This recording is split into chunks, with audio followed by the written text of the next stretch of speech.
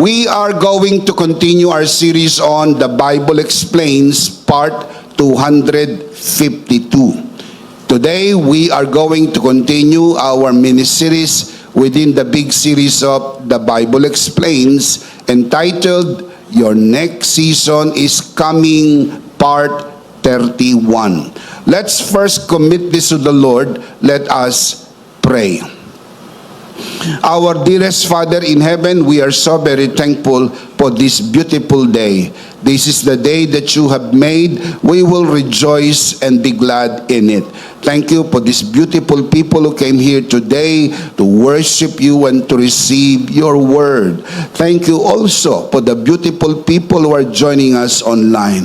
Thank you so much for the wonderful time of praise and worship. Truly, you inhabit the praises of your people, and there is nothing in the world like this. For in your presence, there is fullness of joy. And even the psalmist declares, I would rather be a doorkeeper in your house than dwell elsewhere. For in your presence, there is so much rejoicing, and we honor you today.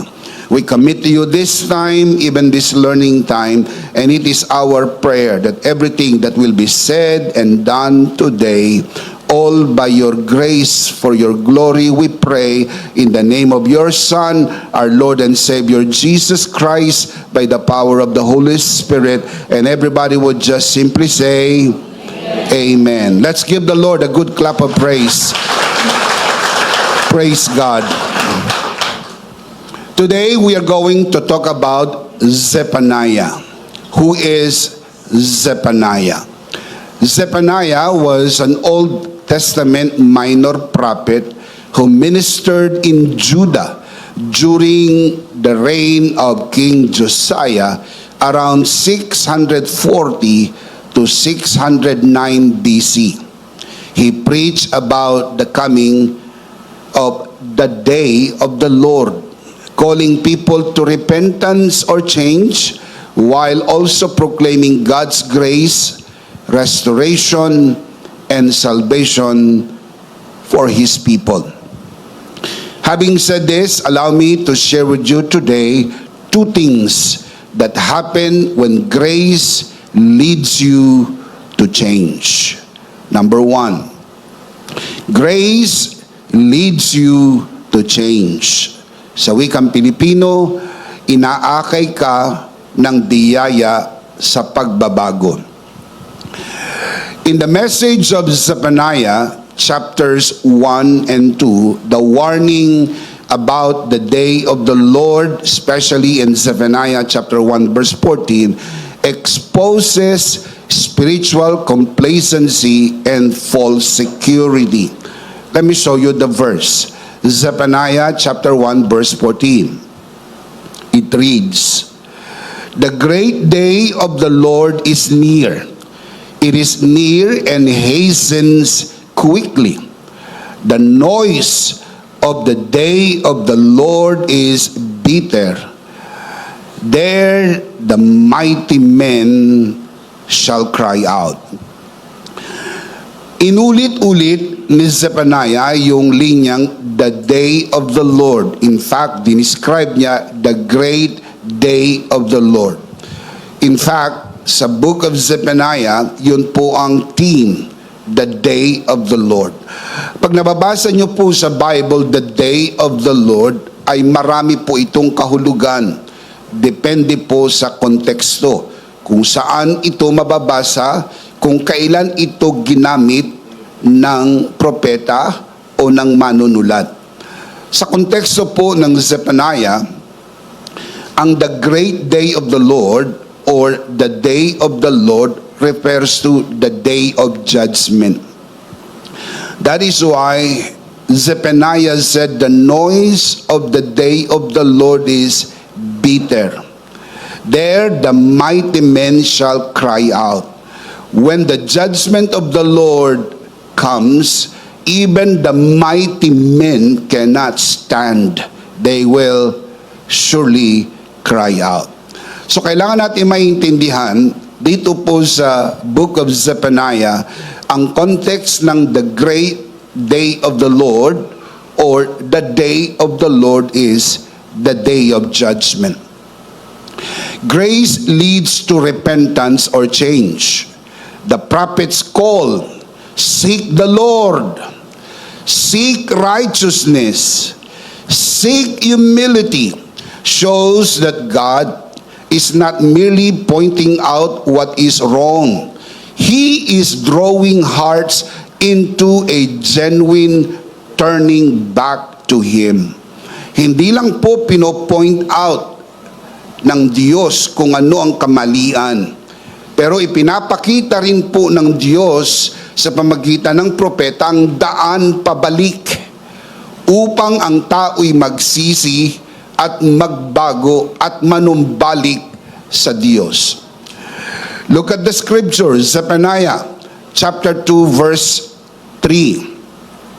Seek the Lord, all you humble of the land, you who do what He commands. Seek righteousness, seek humility. Perhaps you will be sheltered on the day of the Lord's anger. Now, I told you, kanina sa pagsisimula, binanggit ko na po sa inyo ng pauna, na ang the day of the Lord in the context of Zephaniah ay the Lord's anger or the Lord's judgment. Mahalaga maintindihan po natin na galit ang Diyos sa kasalanan. Hindi po sa makasalanan. Mahal ng Diyos ang makasalanan. Kapag hinuhusgahan ng Diyos ang kasalanan, tinatamaan po ang mga makasalanan. Tawag po dyan collateral damage. Dahil ang kasalanan ay nasa gitna ng mga tao, ipinamumuhay ng mga tao, niyayakap ng mga tao. Kapag hinusgahan ng Diyos ang kasalanan, tinatamaan ang mga taong malapit sa kasalanan. Ito ang dahilan kung bakit inintroduce sa Old Testament ang sacrificial system. Ito po'y temporary solution or band-aid kumbaga, or we call it first aid. Habang hinihintay po yung final solution na mangyayari doon sa krus ng Kalbaryo. Pansamantala, humuhupa ang galit ng Diyos sa kasalanan kapag ang mga tao'y naghahandog ng handog sa ibabaw ng dambana. Sa pamagitan ng dugo ng hayop, tinatakpan pansamantala ang kasalanan ng mga tao, only temporary, only for a while. Tawag dito, pansamantalang lunas, habang hinihintay ang pinal at permanenteng lunas ng kasalanan na mangyayari sa krus ng Kalbaryo, dala ng ating Panginoong Hesukristo. This is the very reason why John the Baptist said, when he saw Jesus walking on the bank of Jordan River, he said, "The Lamb of God which takes away the sin of the world." Remember those words? Behold the Lamb of God which takes away the sin of the world. Ang kaisipan pong takes away o alisin ng kasalanan, it is a foreign idea in biblical context, especially in the Old Testament. Hindi po kasi inaalis ang kasalanan. Natatakpan lamang. Yun lang po ang kayang gawin ng dugo ng hayop. Pansamantala, takpan ang kasalanan ng tao. Kaya ang tawag po ron, atonement. Sa Hebrew word kapar, temporary, pansamantala, tinatakpan ang kasalanan. Hanggang sa susunod mong kasalanan. Kaya pag nagkasala ka uli, dadalhin mo na naman ang dugo ng hayop at ito ay aalay doon sa dambana, pantakip sa mga nagagawa mong kasalanan. Ito'y pansamantala hanggang sa natupad ang matandang hula. Doon sa krus ng Kalbaryo, itinigis ni Kristo ang kanyang banal na dugo, hindi para takpan ang ating kasalanan, kundi alisin na magpakailan-kailan paman ang ating mga kasalanan. Can you say amen? This aligns with Romans chapter 2 verse 4. God's goodness leads you to repentance. The word repentance comes from the Greek word metanoia, meaning change of mind. The word metanoia comes from two separate Greek words, meta tsaka noia. Meta, change. Noia, from the root word nous, meaning mind. Put that together, change of mind. Kaya ang teaching ng Bible sa repentance ay pagbabago ng isip. Bakit po? Kasi pong isip ang nagdidikta ng iyong pamumuhay. Kapag nabago ang isip, mababago na rin ang pamumuhay. The main faculty of the soul is the mind. So you have three components with your soul: the mind, the emotion, and the will. The will is the act of doing it. Bago mo ito aktual na magawa, ito'y dinikta ng isip sa iyong damdamin. Pag nagsama ang isip at damdamin, tatangayin po nito ang iyong kilos. Kaya ang resulta, buhay na makasalanan dahil ang pinagmulan, isip na makasalanan.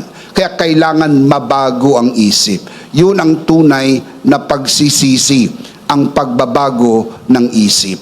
Religion often defines repentance as mere display of emotion, crying, guilt, fear, or outward sorrow. But biblical repentance is deeper than emotion. It is a change of mind that leads to life change. Ibang-iba po ang turo ng religion. Sa religion, ang nagsisisi ay yung umiiyak, dinadagukan ng dibdib at natatakot sa parusa ng Diyos, kaya siya po ay nagsisisi. Hanggang sa uulitin na naman yung kanyang nagawang kasalanan. At yan po ay hindi tunay na pagsisisi. Yan po'y drama. Dinadramahan mo ang Diyos ng iyong paiyak-iyak, hagulgol, at dinadagukan mo ang iyong dibdib upang sa pag-aakala na kapag ginawa mo ito, ay mapapatawad ka ng Diyos na wala namang pagbabago ng isip, kaya wala ring pagbabago ng buhay. Some Christian churches define repentance as repeated ritual apologies for the same mistake over and over again. But true biblical repentance is a grace-produced change of mind that leads to life change. Kaya magkaiba ang pagkakaintindi po ng religion at ng mga tao sa kaisipan ng repentance kumpara sa turo ng Biblia. Kaya sa religion, pwede namang magkasala ng magkasala. Basta magsisisi ka lang. Sa mga Katoliko, okay lang magkasala ng magkasala. Basta magkukumpisal ka lang. Naintindihan niyo po yun. Sa mga Christian churches, okay lang magkasalang ng magkasala. Basta bago matulog, magsisi ka.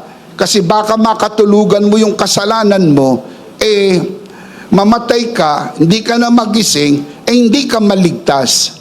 Sa mga ganitong kaisipan, pinapawalang bisa ninyo ang tinapos na gawa ni Kristo. Lumalabnaw ang mensahe ng biyaya na parang mas malakas pa yung kakayahan mong umiyak, magsisi, dagukan ng dibdib kaysa doon sa sakripisyong ginawa ni Kristo sa krus ng Kalbaryo. Yun po yung religion.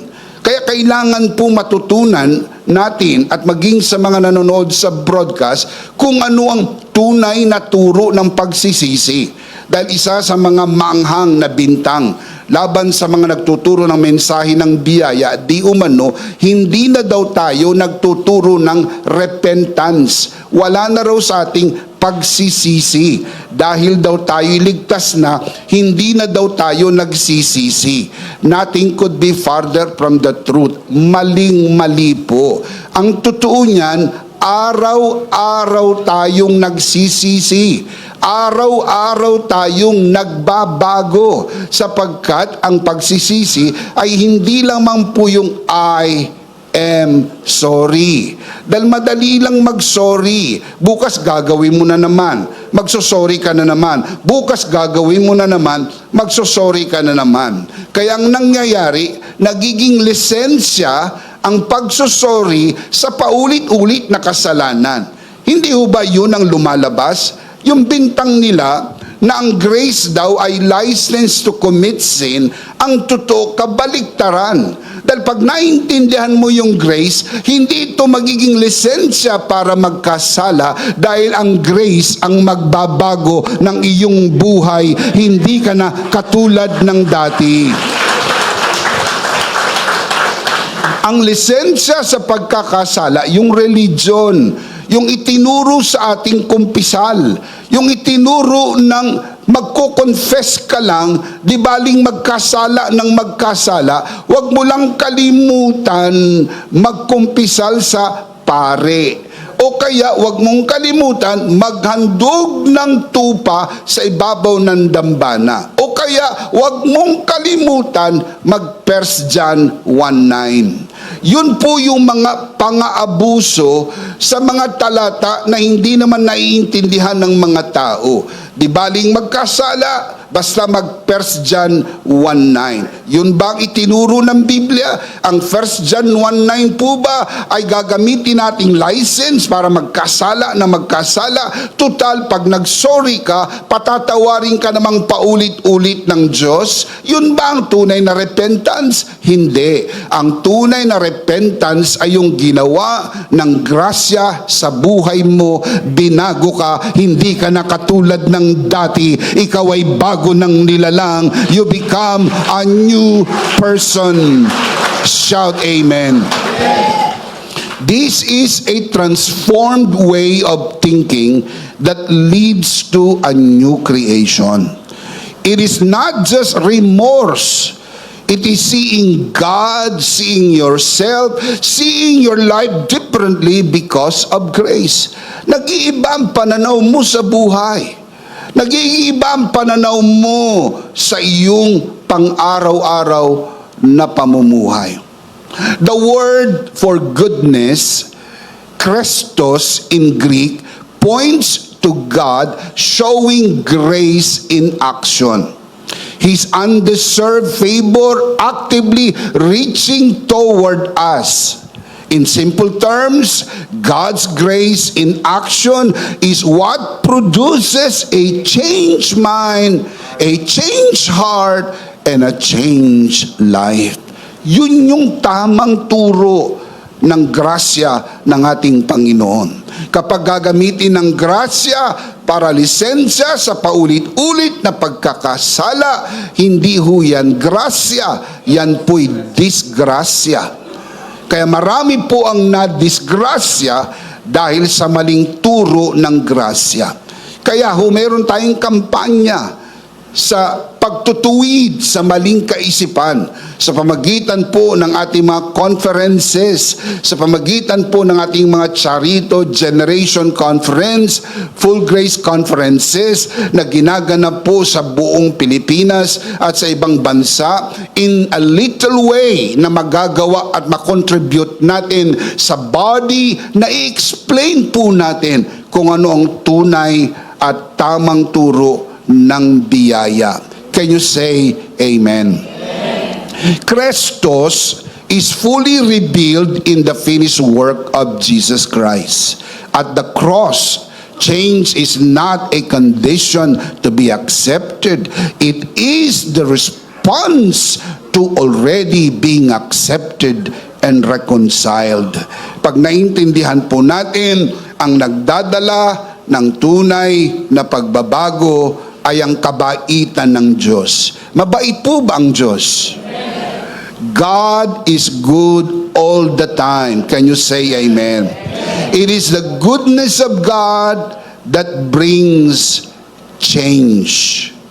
Not the judgment of God, the goodness of God. At ang kabutihan ng Diyos ay ipinakita sa krus ng Kalbaryo. Inako ni Kristo ang ating mga kasalanan. Tayo ang dapat mamatay sa krus. Si Kristo'y namatay alang-alang sa atin. Kabutihan ang tawag dito. Kung ikaw ay baon sa utang at may nagbayad ng utang na hindi mo mababayaran, ito po ba'y kabutihan? Tatawagin mo po bang mabuting tao ang sumaklolo sa iyo sa panahong hindi mo magawang bayaran ang utang mo, and someone stepped in and said, "Don't worry anymore. I already paid all your debts. Binayaran ko na lahat ng utang mo. Hindi ka na dapat mag-alala." Ang tao po bang ito ay mabuti? Mabuti ang taong ito. Mga kapatid, napakalayo ng comparison kung ang pag-uusapan ay utang na pera kaysa utang na espiritual. Dahil sa kagagawa ni Adan, tayo na embargo sa kasalanan ng kaparusahan ay kamatayan, at wala tayong kapag-apag-asang maisalba ang ating sarili. Nagmagandang loob ang Diyos. Isinugo niya ang kanyang bugtong na anak. Ipinanganak sa sabsaban ng Bethlehem noong unang Pasko. Ultimately, namatay sa krus ng Kalbaryo para bayaran ang ating mga kasalanan. Mabuti ang Diyos! Come on, give Him praise! Give Him praise! And now you understand why we do what we do. Because we are serving a good God. You know what worship is all about? The worthiness of God. The word worship comes from the old English word worthship. Worthship. From the word worth, W-O-R-T-H, worthship. The worthiness of God. Ang pagiging karapat-dapat ng Diyos. Kaya ho tayo sumasamba. Kaya natin ibinubukod ang unang araw ng sanglinggo. Iniaalay natin ang ating sarili. Iniiwanan natin ang comfort ng ating bahay. Pumupunta tayo sa kapulungan. Tayo umaawit, sumasamba, nakikinig ng salita ng Diyos, sapagkat napatunayan natin walang katulad ang Diyos. Dapat siyang sambahin sa spirito at katotohanan. Shout amen. Kaya tayo nagbibigay. Kinukuha natin ang bahagi ng ating kinita na sa Kanya rin naman galing, at inihandog natin sa Diyos bilang mabangong samyo, sapagkat alam natin mabuti ang Diyos. Pinagpala niya ang iyong kamay. The Bible says it is God who gives you the ability to produce wealth. Kaya ka magaling sa diskarte. Kaya ka matalino, magaling. Alam mo mga decision making. Alam mo kung sinong kakausapin. Alam mo kung sinong lalapitan. Ano yan? Sarili sa iyo? Hindi po. Kabaitan ng Diyos sa iyo yan. Kaya pag nakita mong napakabait ng Diyos, napakagaang magbigay. Napakagaang, hindi ka nahihimatay. Hindi ka nahihilo. Hindi ka nawawala ng malay. Masayang-masaya kang nagbibigay, sapagkat alam mo lahat naman ay galing sa Panginoon. Come on, give Him praise. Praise God. Grace does not demand change before acceptance. It releases acceptance that produces change. Beautiful. I want to say that again. Grace does not demand change before acceptance. Grace releases acceptance that produces change. Tagalugin po natin. Hindi kinakailangan magbago para tanggapin ka ng Diyos. Tinanggap ka na muna, kaya ka nagbago. Palakpakan natin ang Panginoon. Praise God! Praise God. Grace is simply beautiful. Pag naintindihan yung misay ng biyaya, ibibigay mo ang buong buhay mo dito. So beautiful. You will commit yourself to preach this to the ends of the earth, because this is the most beautiful message. Ito ang mensaheng kailangan marinig ng tao. hindi relihiyon, kundi ang biyaya sa pamagitan ng tinapos na gawa ni Kristo sa krus ng Kalbaryo. And if you believe that, shout amen. Palakpakan muna natin sandali ang Panginoon. Praise God.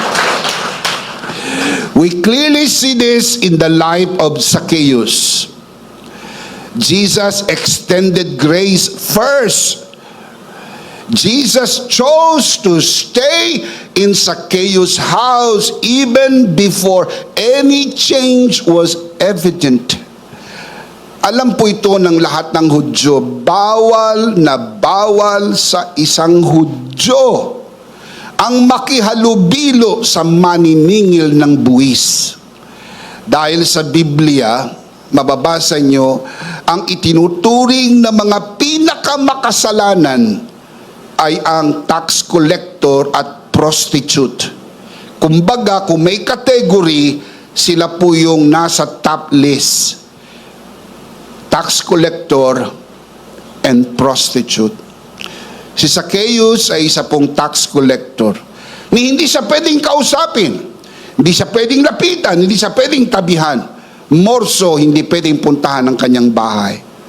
Jesus exactly did what religion forbids. Sabi ng religion, bawal.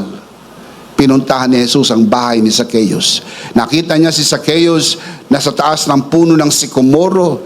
Ang sabi ni Jesus, bumaba ka dyan, pupunta ako sa iyong bahay. Ano po yun? Nauna yung acceptance bago yung change. Nung siya'y pumasok sa bahay ni Zacchaeus, pagkatapos ng hapunan, tumayo si Zacchaeus sa kalipunan at kanyang sinabi, "Today, half of my possession I will give to the poor. And if I have cheated anybody out of anything, I will pay back 4 times the amount." What is that? Change. Kalahati ng kayamanan ko ibibigay ko sa mahihirap.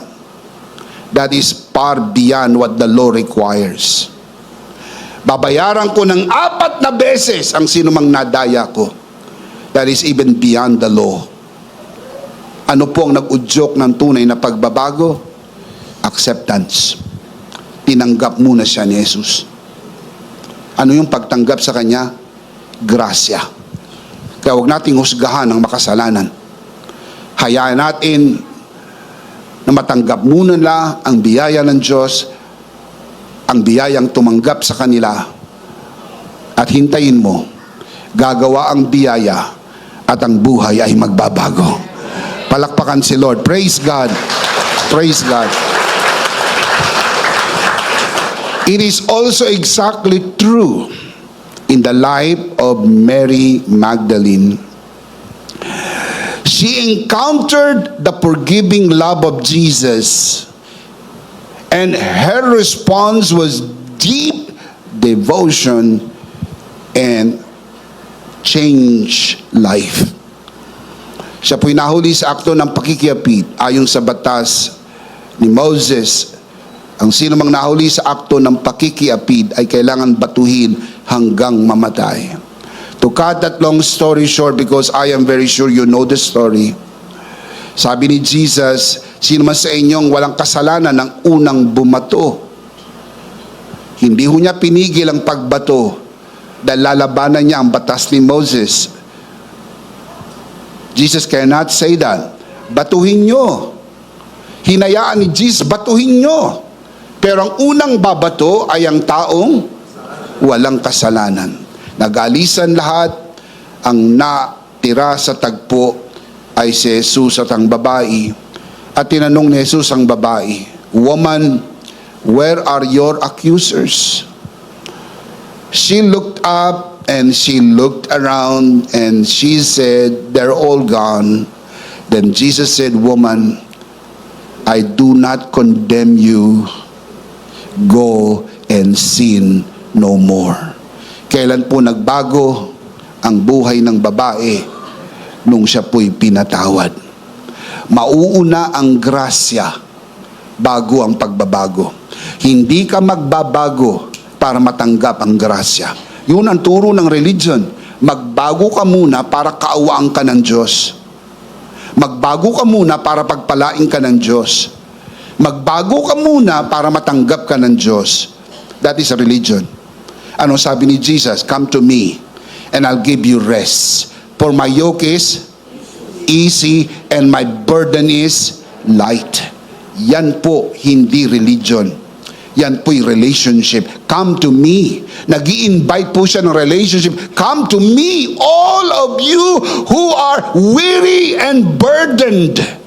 Burdened of sin, come to me. Try me. And I'll give you rest. Easy.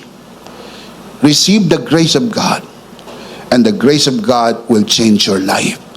Doon sa mga nanonood sa broadcast na ito, it is not an accident that you're seeing this.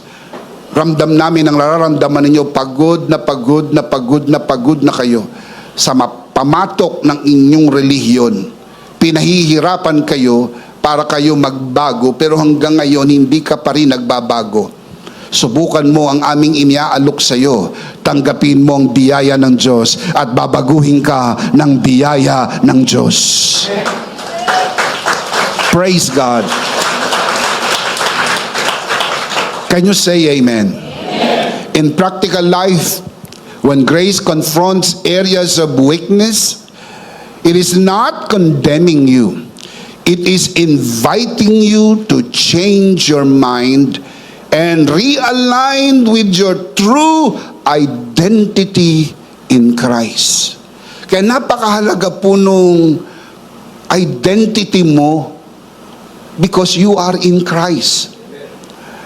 Now, do you think we're just doing our confession and declaration just to fill in the time? No, we are strengthening our identity. I am blessed and highly favored. I am a child of God. Why? Kasi yun po yung foundation.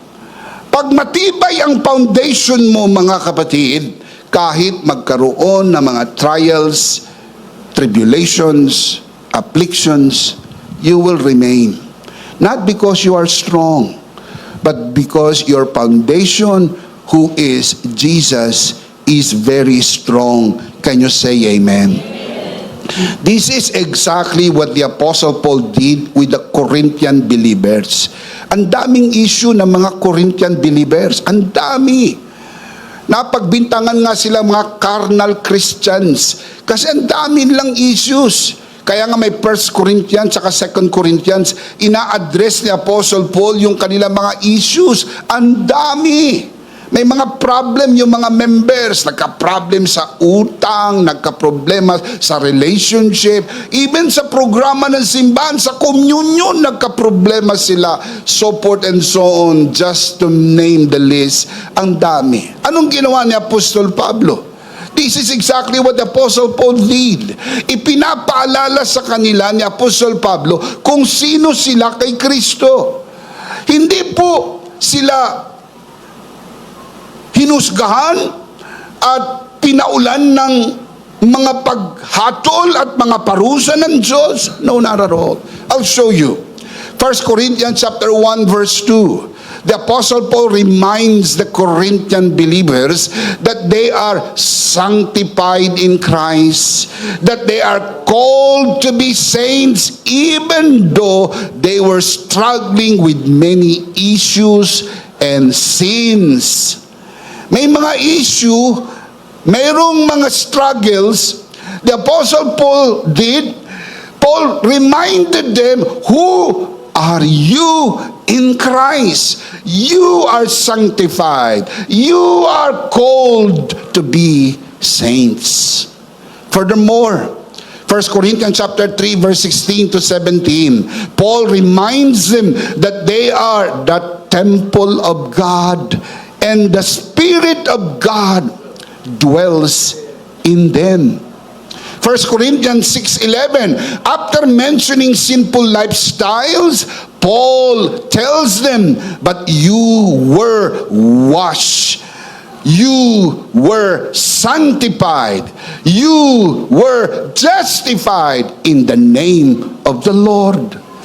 Imagine, meron na po sila mga struggles, may mga issues sila. Ang ine-emphasize ni Paul, hey guys, hey brothers and sisters, hey mga kabiyaya, you were washed, you were sanctified, and you were justified, all in the name of Jesus. 1 Corinthians chapter 6 verse 19 to 20. Paul reminds them that their bodies are the temple of the Holy Spirit, that they were bought at a price. Kailan meron sila mga struggles sa kanilang mga issues, dinidiinan ni Apostol Pablo ang katotohanan kung ano sila kay Kristo, kung anong naibigay sa kanila dahil sila'y na kay Kristo, anong kaya nilang gawin dahil sila'y na kay Kristo. 2 Corinthians 5:17, Paul reminds them that they have become a new creation in Christ Jesus. If any man be in Christ, he is a new creation. Present tense. What is that? It means it's a reality. Paul did not even say, if anyone is in Christ, he will become a new creation. Not something that will happen progressively, dahan-dahan, mangyayari in the future. No. Paul said, because you are in Christ Jesus, you are now a new creation. What is that? I'm telling you, you are a new creation. What is that?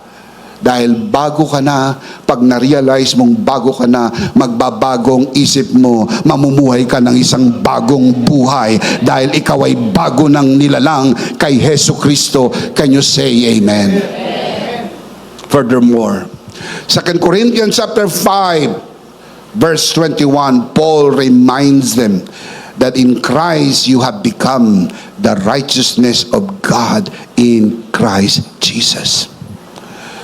2 Corinthians 5:21, Paul writes, he who knew no sin became sin, that we might become the righteousness of God in Christ Jesus. Anong ginagawa ni Pablo sa mga taga-Korinto? Look up here. Binabago ang kanilang kaisipan. Ang tawag doon, repentance.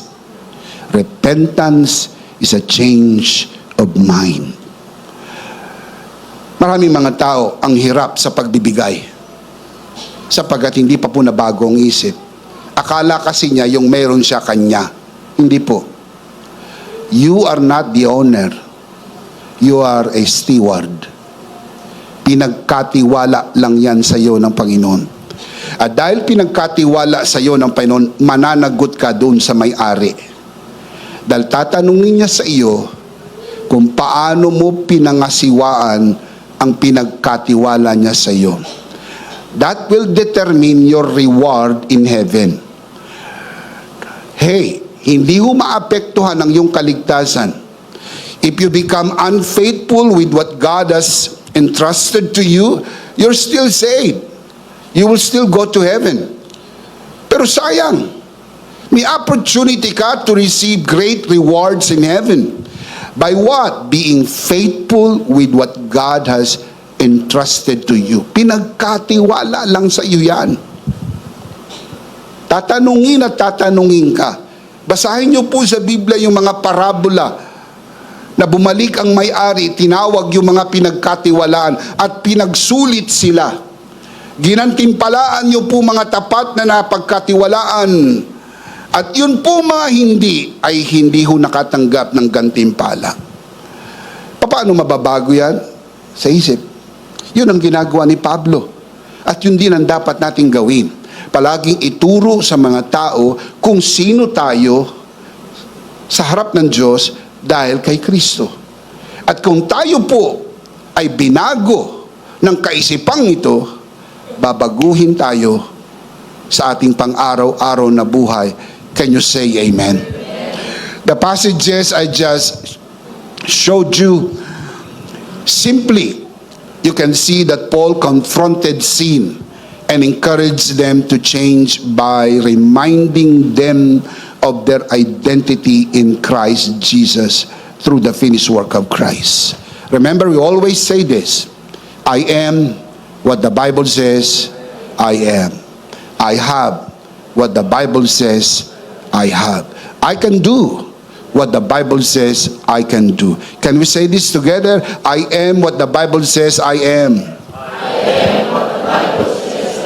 I have what the Bible says I have.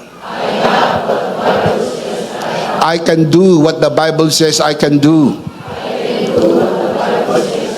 Come on, let's say this together out loud. In Christ, I am perfectly loved. In Christ, I am perfectly loved. I am completely forgiven. I am completely forgiven. I am righteous and holy. I am righteous and holy. I am a child of God. I am a child. I am a new person inside. I am a new person. I am blessed and highly favored. I am blessed and highly favored. I am rich and godly. I am rich and godly. I am healed and healthy. I am healed and healthy. I am anointed. I am anointed. I am an ambassador of Christ. I am ambassador. I am divinely protected. I am divinely protected. I am inseparable from Christ. I am inseparable. I am redeemed from the curse. I am redeemed from the curse. I am God's new habitation. I am God's new habitation. I am complete in Christ. I am complete in Christ. I reign in life. I reign in life. I have eternal life. I have the mind of Christ. I have the love of God. I have the fruit of the Spirit. Ano po ang lahat ng ito? Ito'y nagpapatunay kung ano ang iyong katayuan sa harap ng Diyos dahil ikaw ay na kay Kristo. Ano ang ibinigay ng Diyos sa iyo dahil ikaw ay na kay Kristo? Ano ang kaya mong gawin dahil ikaw ay na kay Kristo? Gaano kahalaga ito? Ito yung nakakapagpabago ng isip. At kapag nagbagong isip, magbabago ang buhay. Can you say amen? You don't change to earn God's acceptance. You change because you have been given acceptance through Christ. Can you say amen? Number one, grace leads you to change. Number two, I'm starting to close. Grace leads you into celebration of change. Sa wikang Pilipino, inaakay ka ng biyaya tungo sa masayang pagbabago. In the message of Zephaniah, chapter 3, the tone shifts dramatically from warning to celebration. The same God who exposed sin now declares restoration. Now look at the scripture. Zephaniah chapter 3 verse 17. The Lord your God is with you. Look at the shift of the tone. He will rejoice over you with singing. Nagbago ng tono sapagkat mayroong pagbabago. Mga kapatid, mula po sa babala patungo sa pagdiriwang. Here we see that grace does not end in rebuke and judgment. It leads into a celebration of change. God is not merely removing judgment.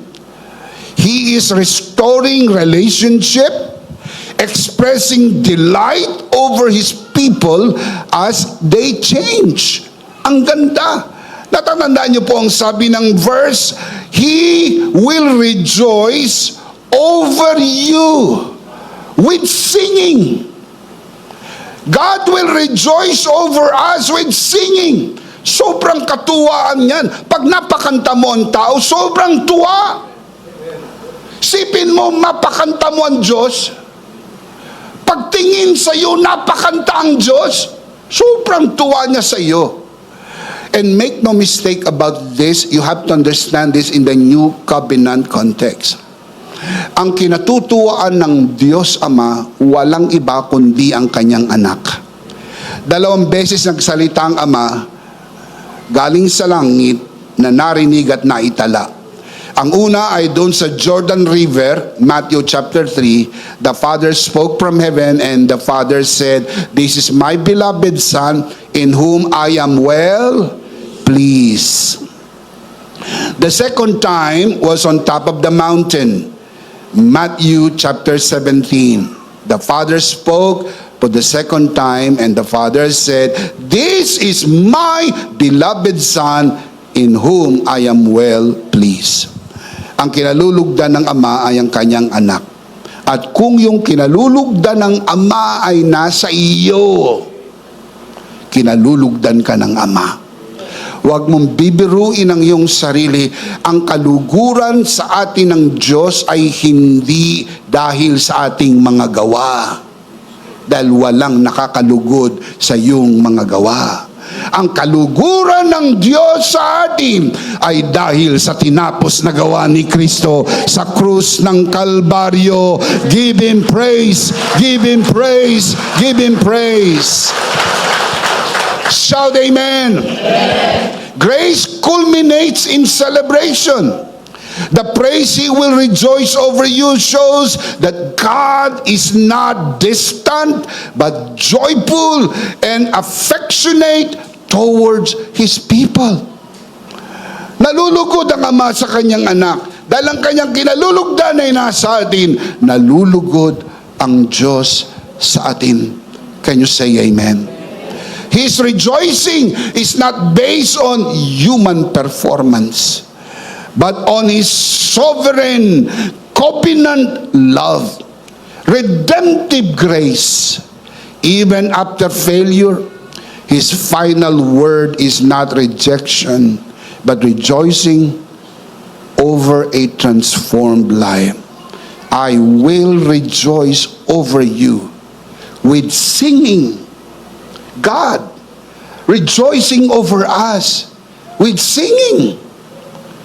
Napapakanta ang Diyos kapag tinignan ka na binago ng tinapos na gawa ng kanyang anak sa krus ng Kalbaryo. Palakpakan natin ang Panginoon. Praise God. Praise God. This finds its ultimate fulfillment in the finished work of Jesus Christ. Because of the cross, God is with us. He is for us, not against us. He is not angry with us. And God delights in us. Hindi ho galit ang Diyos sa iyo. Natutuwa ang Diyos sa iyo. Pinipisil-pisil niya ang pisngi mo. Spiritually speaking, tuwan-tuwa siya sa iyo sapagkat pinaniwalaan mo ang tinapos na gawa ni Kristo sa krus ng Kalbaryo. At si Jesus ay nasa iyo. Shout amen. The basis of His rejoicing is not our works, but Christ's complete and perfect work. As Hebrews 10:14 declares, by one sacrifice, He has perfected us. For how long? I cannot hear you. Come on, shout it out. For how long? Forever simply means forever. Para siempre, forever and ever. If you believe that, shout amen. Palakpakan natin ang Panginoon. Hallelujah. A beautiful picture of this is seen in the story of the prodigal son. Luke chapter 15. When the son returned, the father did not merely accept him, The Father celebrated His return with so much rejoicing, music, and great feasting. Ano sabi ng Ama? Magpatay tayo ng pinatabang guya. Magdiwang tayo. Dalang anak kong ito ay dating patay, ngayon ay buhay. Ang anak kong ito na dating naligaw, ngayon ay nakauwi na. Inilalarawan ng kwento na ito ang labis na kagalakan ng Ama at pagdiriwang sa langit kapag may mga taong tumatanggap ng biyaya ng Diyos. What a great day! Come on, give Him praise! What a great day! Praise God! Praise God! Grabing kagalakan, nakauwi ang alibugang anak. At sa mga nanonood sa broadcast na ito, I may be talking to a prodigal son or a prodigal daughter. Matagal ka ng takbo at hindi ka iiwanan ng biyaya ng Diyos. At sa gabing ito, nagpag-abot kayo. Hindi mo napapanood ang broadcast na ito na isang aksidente. Pinapauwi ka na ng biyaya ng Diyos sapagkat gusto kang akapin ng kanyang pagmamahal. Hindi siya galit sa iyo. Alam ng Diyos ang lahat ng nagawa mong kasalanan. Hiyang-hiya ka na nga sa sarili mo dahil sa nagawa mong kasalanan, pero hindi ka ikinahihiya ng Diyos. Ikaw ang dahilan kung bakit si Kristo nabayubay sa krus ng Kalbaryo. Tanggapin mo ang biyaya ng Diyos at babaguhin niya ang buhay mo mula sa araw na ito. Shout Amen. Palakpakan natin ang Panginoon. Praise God. Praise God. Ang nangyari po sa kwento ng prodigal son ay eksakto sa Zephaniah 3:17. God not only changes us, but God celebrates the change. I will rejoice over you with singing. With singing. Napapakanta ang Diyos at nagdiriwang sa pagbabagong nagawa ng grasya ng Diyos sa iyo. Can you say amen? Amen? This is also exactly true in the life of Mary Magdalene. After encountering the grace of Christ, she did not remain in her past. What did Jesus say to him? Go and sin no more. Exactly. Hindi na niya bumalik sa lumang pagkatao. Hindi na siya bumalik sa lumang pamumuhay. Nagbago ang kanyang buhay. What else did she do? She celebrated her transformed life. Pinaglingkuran niya si Jesus. Sa isang tagpo, nakita muli ang babae na ito sa paanan ni Jesus. And make no mistake about her story. Very beautiful story. Una siyang natagpuan sa paanan ni Jesus. Pangalawang, natagpuan siya sa paanan pa rin ni Jesus. Pero sa panahong ito, hinuhugasan niya ang paan ni Jesus ng kanyang luha. Pinupunasan ng kanyang buhok, hinahalikang paulit-ulit, at binuhusan ng mamahaling pabango. Nasabi ng istorya ang halaga ng pabango, 1 taong sweldo. Humalimuyak ang bango sa loob ng silid. At ang mga nakaamoy nito ay nagbulungan. Ang sabi, sayang ang pabango, sayang ang pabango. Dapat sana ay ipinagbili ang pabango at ibinigay sa mahihirap. Ang sabi ni Judas. Sinong nanghinayang? Si Judas. Tandaan niyo po, ang lahat ng inyong ibinibigay sa gawain ng Diyos, hindi ho sayang. At kapag may nagsabing ito'y sayang, Judas yan. Dahil si Judas ang nanghihinayang. Basta ang gastusin ay para sa gawain ng Panginoon, walang panghihinayang, sapagkat yan ay paglilingkod natin sa ating Panginoon. Shout Amen! Amen! We just pray and pray hard ng mga napagkatiwalaan ng mga salaping nalilikom ay maging matalino sa paggamit nito. Pero pakinggan nyo itong maigi.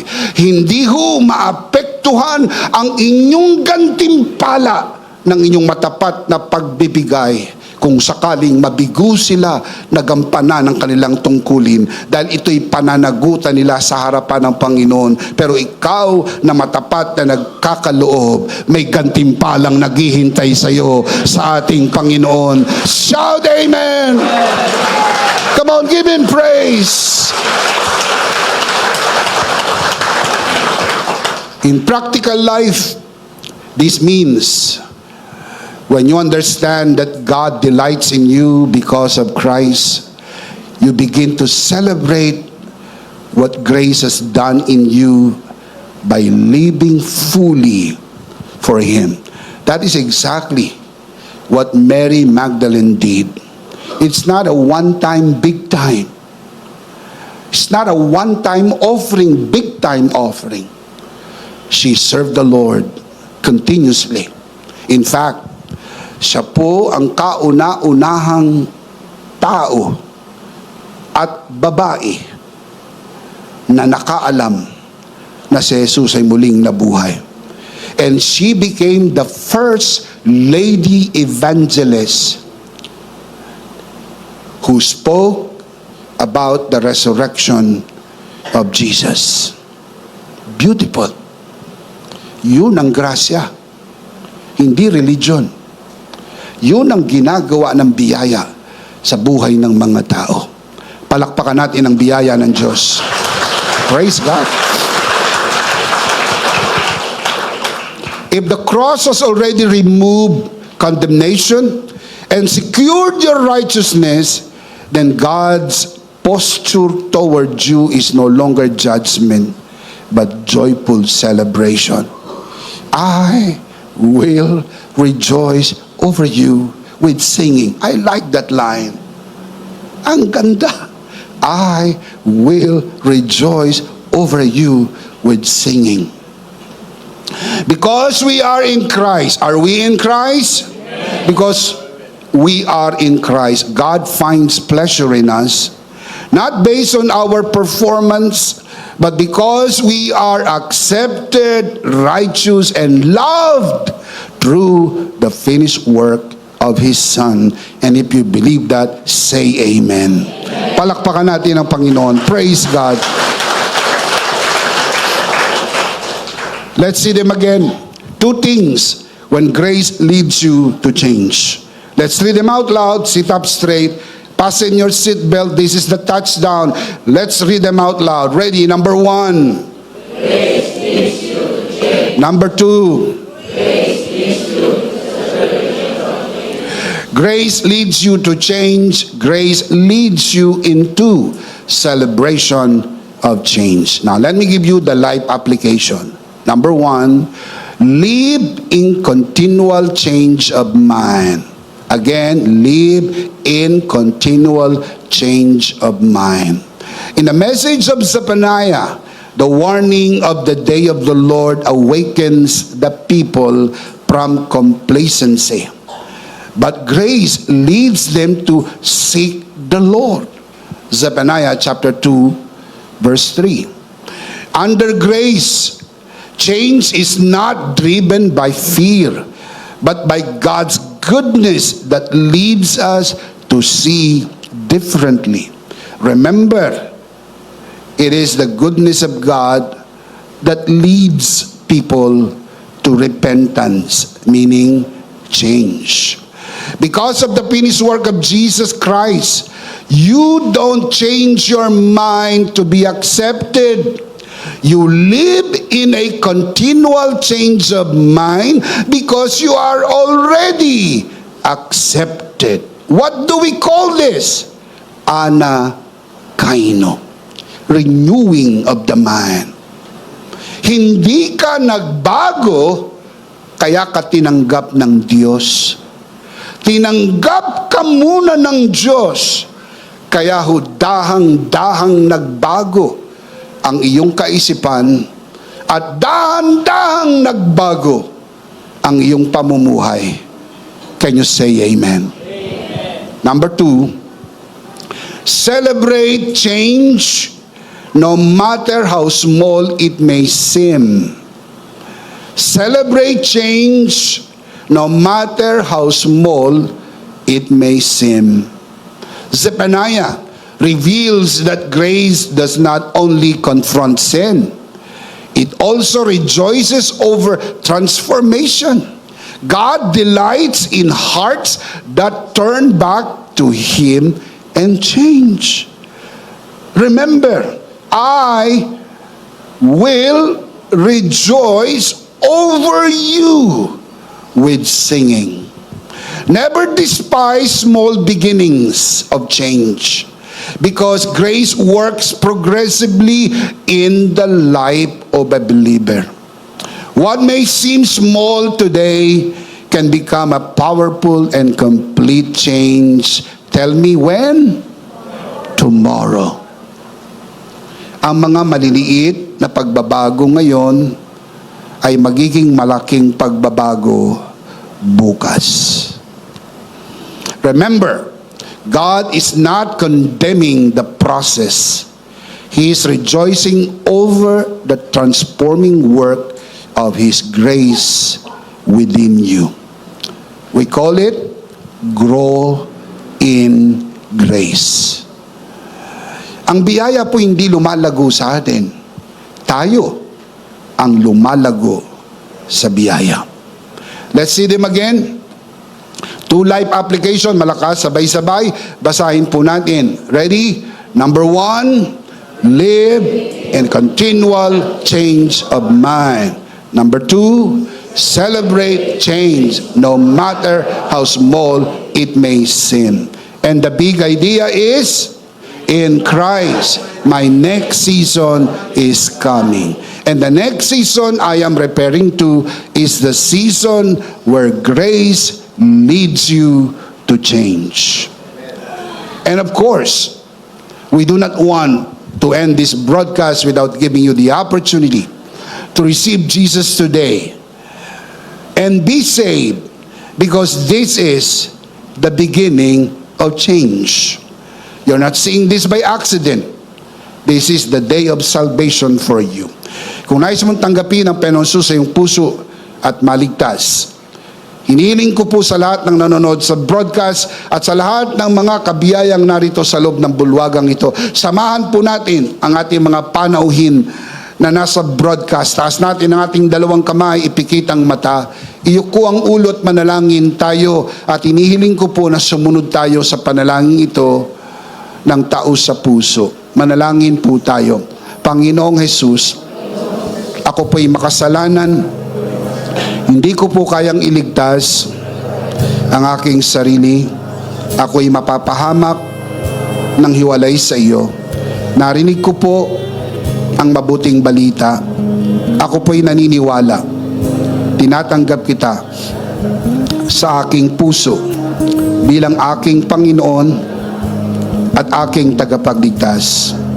Salamat po, pinatawad mo na ang aking mga kasalanan. Isinulat mo na ang aking pangalan sa aklat ng buhay. Sa pangalan ni Jesus, Amen.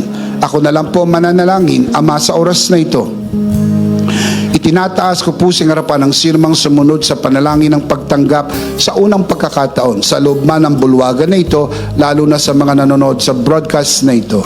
Pinagkakatiwala po namin sila sa iyong kagandahang loob na sila'y lumago sa biyaya at sa bagong natagpuang pananampalataya. Sa pangalan ng Panginoong Jesus, tayong natin magsabi ng Amen. Palakpakan natin si Lord. Amen. Dumako po tayo sa ating banal na komunyon. Kunin po natin ang ating communion elements and let's do this together.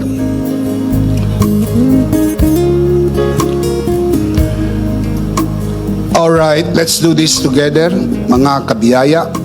Hawak-hawak natin ang pinaka-makapangyarihang simbolo ng tinapos na gawa ni Kristo sa krus ng Kalbaryo. Ito ang aral na tinanggap ko sa Panginoon at ngayon naman ay binibigay ko sa inyo. Nang gabing siya'y pagkanuloy dumampot siya ng tinapay, kanyang pinagpiraperso at kanyang sinabi, ito ang aking katawan na pinagpiraperso dahil sa inyo. Gawin niyo to bilang pag-alaala sa akin. Sabay-sabay po natin gawin.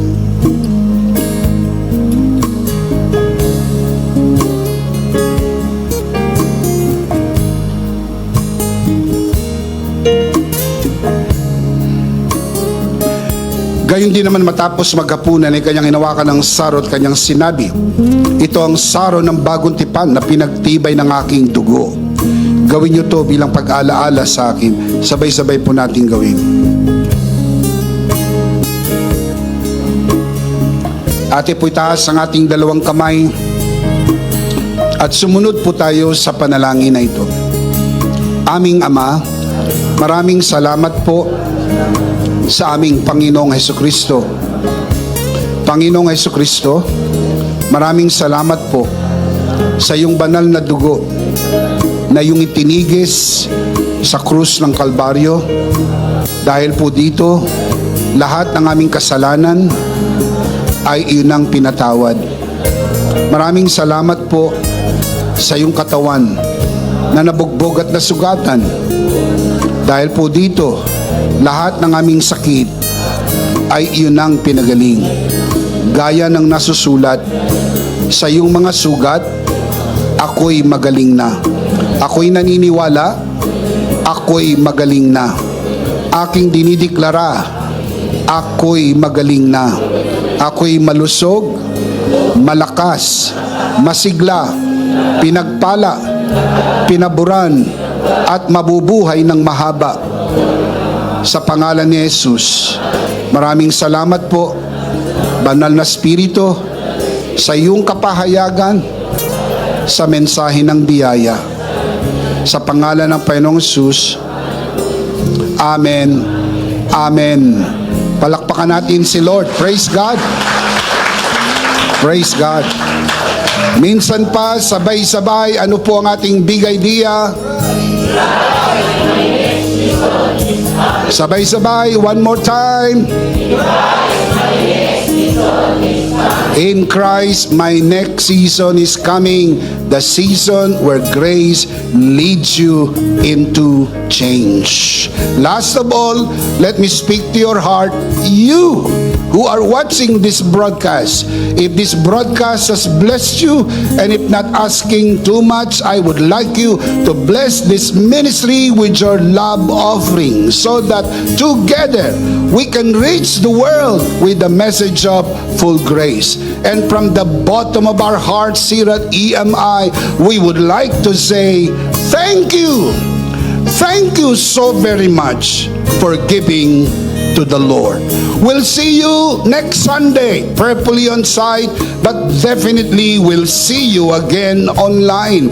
Ako po si Bishop Emmy, kasama po si Pastor Joe at ang kabuuan ng The Lord's Community and EMI Broadcast. Maraming salamat po. Stay a bit for more announcement. Stay blessed and stay connected. Always remember, in Christ, you are forever. Charito!